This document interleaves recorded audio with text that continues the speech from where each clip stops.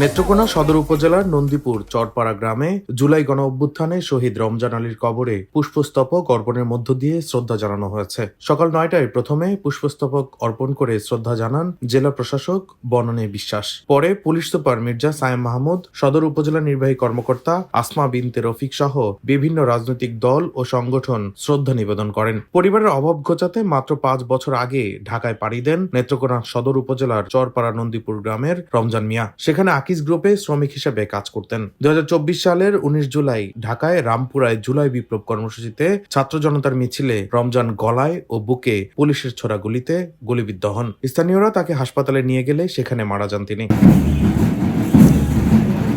রমজান সহ সকল শহীদদের স্মরণে পালিত জুলাই গণ অভ্যুত্থান দিবসে নেত্রকোনা শহরে মিছিল বের হয়ে পাবলিক হলে এসে শেষ হয়। পরে জুলাই যোদ্ধাদের নিয়ে আলোচনা সভা অনুষ্ঠিত হয়। ডেস্ক রিপোর্ট, দৈনিক ডেস্টিনি।